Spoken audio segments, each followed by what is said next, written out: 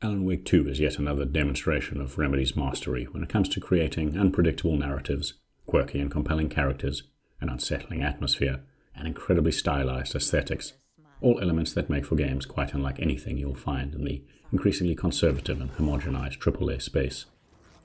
Storytelling has always been Remedy's strong point, and while Alan Wake 2 runs on for far longer than it needs to, the unraveling mystery and cast are captivating, with no shortage of twists, turns, sudden shifts, weird exchanges, and legitimately creepy encounters. Everyone has their storytelling preferences, but I found Alan Wake 2 most compelling when I was left confused, wondering what the hell just happened, conflicted as to whether anything I witnessed was reality or fiction, and always wanting to know more. Events kick off 13 years after the first game, with missing persons suddenly reappearing around Bright Falls, only to be ritualistically murdered. FBI agents Saga Anderson and Alex Casey, a name that should sound familiar, are sent to investigate cult activity, providing a compelling new pair of protagonists that share a surprisingly unflappable attitude in the face of the inexplicable, not unlike Control's Jesse Faden. Meanwhile, Alan is still trapped in the dark place, endlessly monologuing, and trying to rewrite yet another manuscript he can't recall writing in the first place. Prior attempts to escape and defeat his evil doppelganger, Mr. Scratch, have gone awry, attempts that allow the DLC and American Nightmare spin-off to remain canon, and Alan is discovering his stories might be less an act of pure creation and more a dangerous rewriting of reality with severe consequences for his inspirations. It's a story that features many new and returning characters, picks up lingering plot threads, and reworks some set pieces. The game is even happy to poke fun at its confusing structure, with Saga and Casey criticizing Alan's writing. Alan seemingly aware his imagination might be as much a problem as the Dark Presence influence, and the idea of a Remedy-connected universe is pushed hard, with the Federal Bureau of Control playing a significant role. Now, self-aware stories are not always successful, and they can feel like a cliched excuse for lazy writing, but Alan Wake 2 commits to the idea hard and sticks with it. If you can buy into the horror story invades reality premise, it provides narrative context for some eye-rolling contrivances I'd usually criticize, and I found it easier to forgive some awkward exchanges, jarring tonal shifts, or flat voice acting, by always assuming they were intentional. As a final point on the narrative though, I wouldn't recommend playing Alan Wake 2 without playing the original, and ideally the AWE expansion for Control. It still feels like its own story, with plenty of memorable characters and locations, and at least a few revelations and resolutions by the end, but it's now also clearly part of a larger ongoing narrative. Now, as in all Remedy's work, the characters and writing quality are but one part of their storytelling technique. It's how they're complemented by the audiovisual experience that impresses most. Despite some lingering issues with animation blending and lip-syncing, the updated Northlight engine excels at hyper-realistic environments. Think both intricately detailed interiors and densely forested exteriors. The dynamic lighting is important to both the atmosphere and gameplay, and expressive, lifelike facial capture enhances cutscenes and dialogue. More importantly, it allows the developers to inject every scene with surreal or nightmarish visual elements, like shifting color palettes, intense visual distortion, ghostly overlays, and live-action sequences. If you're someone who prefers clean visuals and minimal post-processing, you might struggle with Alan Wake 2 as it's overwhelming but also integral to the experience. Going hand in hand with the stylized visuals are the quality voice acting and narration, unsettling ambience coupled with the manic cries of distant Taken, and an incredible soundtrack that is used for both musical interludes between chapters, which once again perfectly capture the narrative themes, and several entertaining set pieces that range from weird to funny to completely wild. Now, finding a balance between engaging gameplay and rigid storytelling remains a challenge in cinematic games. It's been hit and miss for Remedy going all the way back to Max Payne, and that trend continues. The first Alan Wake relied on long combat gauntlets between memorable set pieces and cutscenes. Quantum Break forced you to watch long live-action cutscenes between chapters if you wanted to understand the story, while Control had incessantly respawning enemies that made progression tedious if you were just interested in the story.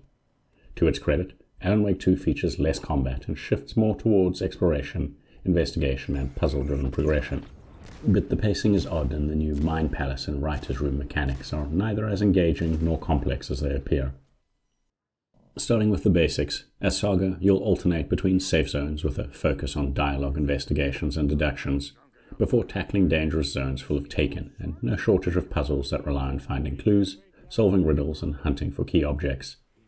As Alan, you'll traverse the ever-shifting dark place, defeating shadows and solving puzzles by transferring light sources using the angel lamp and rewriting scenes. Both use conventional firearms in tandem with a torch and other light-generating gadgets to dispatch various forms of possessed Taken, while scouring the surroundings for supplies, foreshadowing manuscript pages, and optional collectibles that unlock passive character upgrades. The first notable improvement is the increased scale and density of the environment, thankfully with maps that auto-update with the location of containers, puzzles, and locked doors. The order in which you explore locations is often linear, but the levels just feel more open, allowing you to backtrack to safe rooms to save or manage your inventory, and you can even return to some later to find more collectibles once you have the right tools. Saga primarily explores large outdoor regions with branching paths and plentiful optional content, while Alan spends most of his chapters in a twisted version of New York City, full of dark streets and alleyways, leading to sprawling interior locations pulled from his memories or novels. Those who enjoy methodically clearing maps of icons are well catered to. The shift towards traditional survival horror combat, no doubt inspired by the recent Resident Evil remakes, is another positive change, with a quality over quantity approach to battles. There are still random Taken encounters you can tackle or avoid while exploring, but many chapters feature tense and creepy exploration, with just a handful of tough encounters or a gimmicky boss battle at the end. With limited inventory space, conserving and juggling resources becomes essential, and so too is landing accurate shots and hitting weak points to dispatch tougher Taken variants effectively. It's less action-packed and cinematic like the original game, but I preferred it over endless hordes of Taken and hostile flying furniture. So far, so good, but there are issues, and the first, which affects both the gameplay and narrative flow, is the inconsistent chapter pacing and overall length of Alan Wake 2, an easy 20 plus hours for a casual playthrough if you're ignoring the optional content. Saga's chapters, in particular, can feature 2 to 3 hours of exploration, puzzles, and combat, and dominate the first 2/3 of the game. In contrast, many of Alan's chapters are resolved in a fraction of that time, and many feature my least favourite part of cinematic games, pushing forward on the thumbstick for several minutes with no other engagement beyond watching events play out. The character swap mechanic was probably designed to mitigate this, but it's only available a half dozen chapters in. It's restrictive as only a few chapters can narratively overlap, and sticking to the default character progression just makes for a more coherent story. The second and more pervasive issue for me is the implementation of the mind, place, and writer's room. Given much of the game feels like a detective story about piecing together clues or stringing together important plot points, I can understand the intent, but my feelings grew more negative the longer I played. For Saga, the Mind Palace is a mental office she can travel to at any time to assign clues, think mental photographs or manuscript notes, to a caseboard, or she can profile potential suspects and witnesses. For Alan, the writing room back in the Cauldron Lake cabin allows him to explore different drafts of his novel and alter the dark place. Unfortunately, what starts out as an interesting way to portray Saga and Alan's logic and reasoning slowly becomes a disruptive routine that feels more like manually checking off an objective list. Saga doesn't need to find every piece of evidence to progress, but it's still a painfully slow process, and it doesn't feel engaging when clues can't even be placed in the wrong spot, and profiling is simply selecting a topic and watching a short cutscene. More annoying is how Saga often states what needs to be done when you encounter a puzzle, but won't interact with obvious puzzle objects or engage in dialogue until you've gone to the mind place and posted enough clues to trigger a deduction.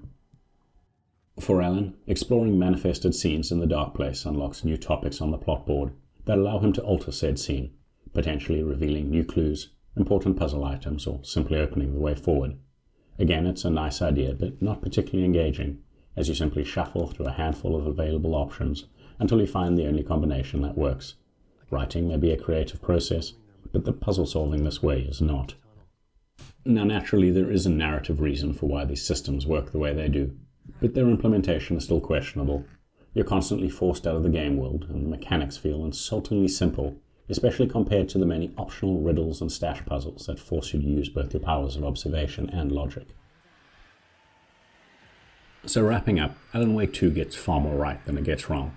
It's just that while the flaws are relatively minor, they're pervasive. Now that said, it's been ages since a narrative-heavy cinematic game was actually compelling enough to hold my attention for over 25 hours. There are some familiar video game tropes, sure, but Alan Wake 2 never feels like a game the developers were forced to shoehorn in mechanics or compromise their artistic vision to cater to a larger audience. Alan Wake 2 builds upon the strong narrative and gameplay foundations of the first game, swaps action horror for survival horror, swaps wide linear levels for more expansive open world sections, and ramps up the storytelling and production values to 11. On balance, it's a great game, but also one in which the storytelling ambitions and gameplay mechanics can get in each other's way.